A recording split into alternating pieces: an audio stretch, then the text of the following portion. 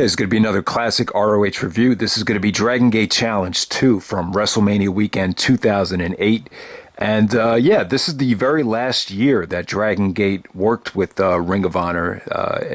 The year after this, Dragon Gate USA started up, and the rest is history. But yeah, with Dragon Gate Challenge 2, another really, really good show right here. I mean, I can't really say it's that much better or worse than Dragon Gate Challenge 1. I would say both of the shows are pretty much on the same level now that I've seen this again. And yeah, this was a tremendous weekend for Ring of Honor. Supercard of Honor 3 the next night, or the next day, was a blowaway show. So that's why I think Dragon Gate Challenge 2 and the original Dragon Gate Challenge, they're kind of overshadowed by some of the shows that preceded them that weekend. So let's get right down to it. This is from Orlando, Florida. For those that don't remember, this was actually WrestleMania 24 weekend, which featured the war story of Shawn versus Flair.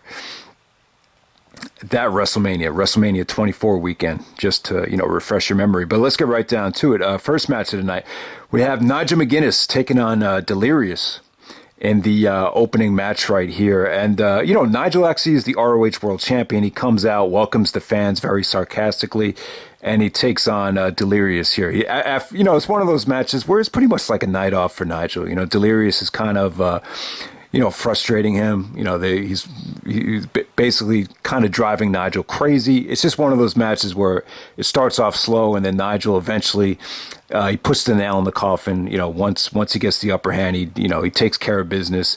And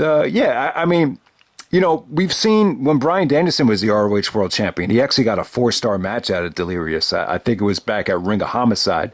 So even Danielson's weakest opponent, Danielson's weakest opponents for the ROH World title back in 06, I would say they were probably Delirious and Jimmy Wang Yang. I'd probably say those were the two guys, and still, Danielson would get a quality match out of his weaker opponents.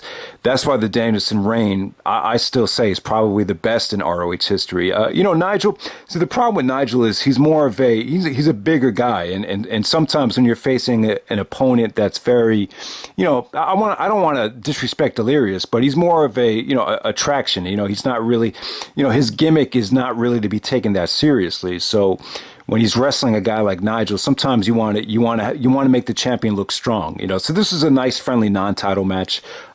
Just a fun way to start off the show. Next up, you have Ruckus and Jigsaw taking on Rinauro and Kenny King.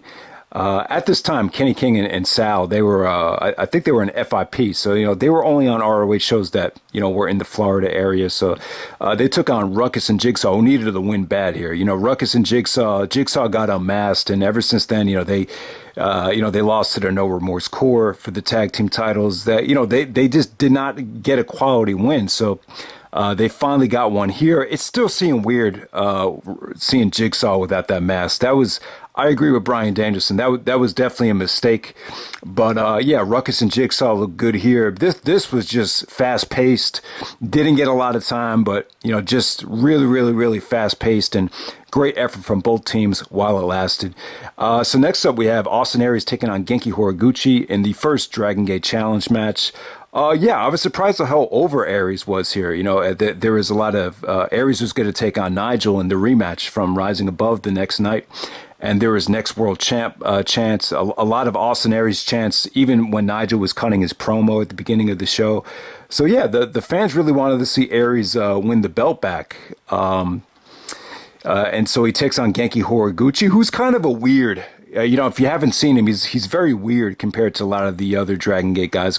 He's got a very mysterious look to him. He's actually going bald.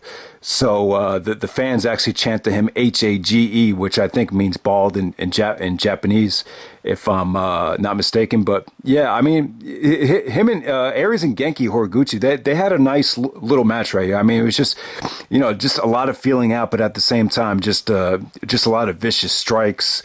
The setup that Aries did into the Horns of Aries, the last chancery, was just very, very well done. Just a lot of vicious knee strikes from Aries here. A lot of skill to make this look as good as it did. This was good stuff. I mean, it was a little bit on the short side, so you got to look at the star rating and be like, oh, it's just kind of average. But it was just short, vicious, and just it did exactly what it needed to do. Just keep it short to keep Aries healthy and just give him some energy going into that title match against Nigel McGuinness the next night. And then we had another kind of sleazy segment here. We had Jimmy Jacobs. Basically is I don't even know what he's standing on, but the fans start chanting to Jacobs, jump, jump, jump. He's like, you want me to jump because you fear what I have to say. And then Tammy Lynn Sitch, aka Sonny, comes out. Then Lacey comes out. Then we have another one of these crappy segments where they're trying to lure Austin Aries into the Age of the Fall. And then Aries says for the 1 millionth time that he's focused on Nigel McGuinness and the ROH World Champion. So you see another one of those segments right there. Lacey was good, though. Lacey really showed a lot of emotion towards Sonny right there. But I don't know, guys. I just feel like they did way too many of those segments with Austin Aries. All right, so next up we have Naruki Doi. This is a match of the night. We have the next ROH vs. Dragon Gate Challenge match. We have Naruki Doi, Masato Yoshino of Speed Muscle taking on Kevin Steen and El Generico. Wow, I mean, you know what? This might be a really interesting question. Like, what was the better Kevin Steen and El Generico match that weekend? Because they had this match here, and then the next night at Supercard of Honor 3, they took on Shingo and BB Hulk. I mean, I'd have to watch the other match back, but you know what? I hate to say it. For as good as this was, I think that Shingo BB Hulk match just might have been a little bit better at Supercard of Honor 3. But this was good stuff here, man. This was great stuff. To see Steen, keep up with, the two of the the fastest guy in wrestling history probably, in Yoshino and Naruki Doi as well. I mean, it was just something to see. Steen is moving. He's moving about, 250 pounds, and he was keeping up with these guys. And at one point on commentary, they were saying, all right, Steen just has to focus on just using his strength. So that was pretty cool. But there's just some must-see stuff here. Some great work between Generico and Steen. I think it's the first time and maybe only time you've seen Generico and Yoshino go at it. That could have been an awesome singles match if that ever happened. I don't know. Maybe it did happen. I just can't remember off the top of my head. But yeah, I mean, there was one sequence in the match where Steen actually does the, kind of a gut buster off the top rope, and then he does a swanton. Then Generico Yokozes Yoshino, and then he does a splash off the top rope. So it was like bang, bang, bang, bang, and then the fans were, they were chanting bullshit when the referee didn't count the 3 there.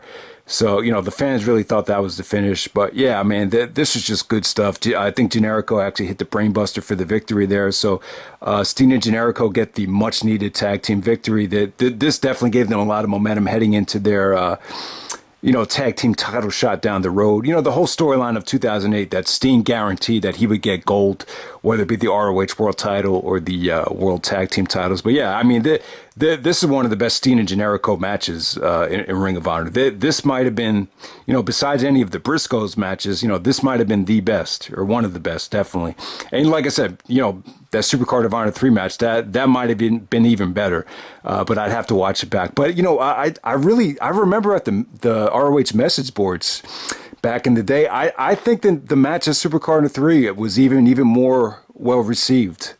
I think it was. I think the Supercard of Honor 3 match is more like 4.5. I'd only go maybe 4.25 for this one, but it was still the match of the night. Still really awesome stuff.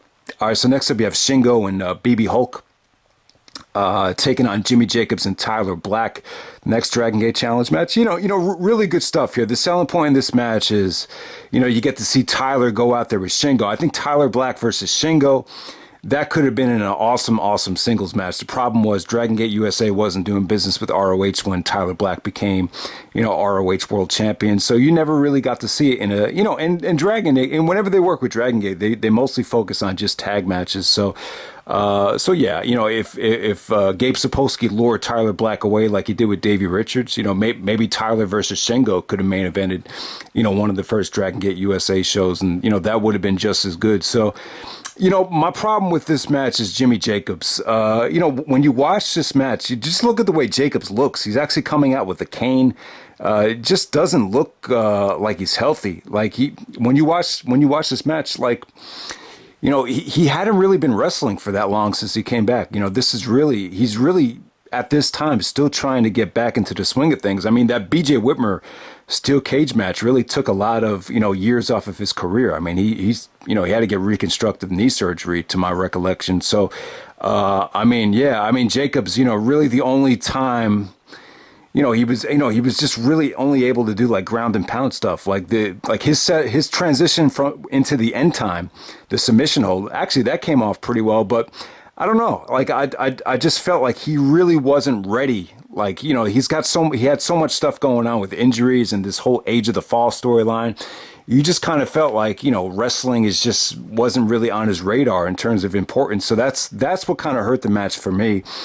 But yeah, even though Tyler is in this, weird, stable Age of the Fall where it's gothic and dark and twisted, and always trying to preach these bullshit messages.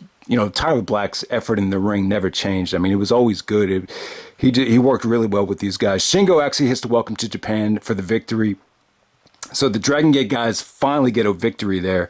And BB Hulk looked good here too. BB Hulk, his offense is really reminiscent of Kota Ibushi's. Like they have very similar movesets. Like that spot where Ibushi and BB Hulk, they go for the moonsault. Ibushi goes for another moonsault on top of it. BB Hulk goes for more of a flip instead of going for another moonsault. They have very similar movesets. I say Kota is probably definitely the better, more coordinated wrestler, but BB Hulk had a good showing here. This is, I think, maybe the first time he appeared in the States. So yeah, Shingo got a lot better since, he debuted in 2006 at this point. So, Shingo looked really, really good as well. Really underrated match right there. But, like I said, the whole Jacobs wrestling Dragon Gate, it's a little bit, I found it a little bit like, just not, I just found it a little awkward. Next up, we have Jay and Mark Briscoe taking on Dragon Kid and Ryo Saito. So, yeah, man, the Briscoes at this time, slowly declining. I would definitely say that, but they're still great though. They were still a great tag team. Dragon Kid and Ryo Saito. This is the Typhoon. They're part of the Typhoon stable in Dragon Gate, and Dragon Kid looked awesome here. There is a beautiful sunset flip into a German suplex from Ryo Saito. There was a beautiful springboard hurricanrana, I believe from Dragon Kid, beautifully set up by Ryo Saito. So yeah, Saito and Dragon Kid got really over in this match. Fans are still really into the Briscoes, though. Jay did some tremendous feats of strength. The Briscoes actually did hit the springboard Doomsday here. This is probably one of the last times they did it. I remember in 2008, after Mark tore his meniscus, Mark was not able to do the springboard after that. The injuries definitely took its toll on the Briscoes. But this is still a really, really solid matchup. So ROH actually wins the Dragon Gate Challenge 3-1. So they won the challenge here 3-1. What that tells you, I remember. Back in the day, a lot of people used to say, man, they should work with Dragon Gate more often because those guys are willing the job. And then I thought about it. I'm like, well, the Noah guys, how many times did, Kenta put over Bryan Danielson, Marufuji and Morishima put over Bryan Danielson? It wasn't like the Noah guys were willing the job, but you get the point here. Like Dragon Gate was more about the performance. It was more tag team oriented. So, I don't think, them losing matches really, they probably weren't as political as Noah. So that's what you can take away from, Dragon Gate actually losing the Dragon Gate Challenge 3-1 to ROH. All right. So the main event we have, this felt like kind of a thrown together match. So Larry Sweeney actually comes out and is offering, he's trying to lure much talent as he can. So he's offering Roderick Strong and Davey Richards and Rocky Romero a spot in Sweet and Sour Incorporated. And he said, but you have to drop the No Remorse name. And, Roderick just has no interest. But if you watch Davey actually takes his card and slips it in his pants. And you see Davey's facial expressions. This really planted the seeds for Davey to, turn on Roderick, a couple months later. I think it was that respect is earned too. But, so they take on Erick Stevens, Ghost Shiozaki, and CIMA. So when I look at this match, I'm like, what? Erick Stevens in the main event at WrestleMania weekend? Like, what are you kidding me?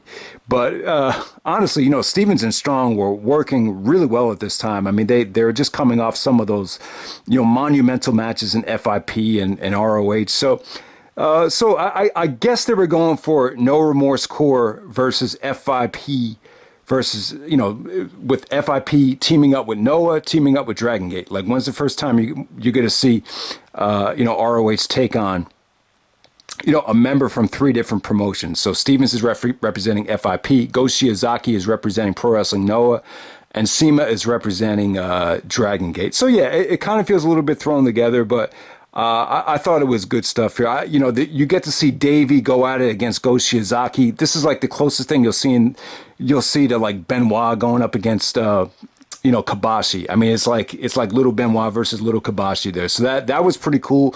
You saw CIMA actually work with Davey and Roderick in the Battle of Los Angeles. So, you know, first time they've really ever worked together.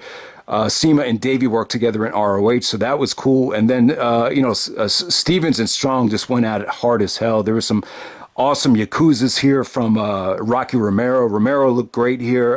You know, CIMA busted out a lot of nice things. This just had a nice combination of, you know, high spots and strong style, just both. You know, Go Shiozaki hitting a moonsault, but at the same time he's chopping the shit out of the No Remorse Core. So just stuff like that. And tons of intensity from Roderick and Erick Stevens. So yeah, really, I don't remember anything about this main event, but it was good stuff, man. I mean, this is one of the last times the No Remorse Core had a chance to team up together. So I guess they wanted to cash in on it. And then when Noah came in the spring for the Hammerstein show, they actually did a you know, 6-man tag against the Noah guys as well. So I guess that's why they did it. They wanted to No Remorse Core to have like their last hurrahs before they split it up. So yeah, definitely good show here. Pretty much on the same level as Dragon Gate Challenge 1. But yeah, sadly but surely, this will be the last year Ring of Honor will work with Dragon Gate. But yeah, so that's Dragon Gate Challenge 2. Hope you enjoyed the video and take care. All right.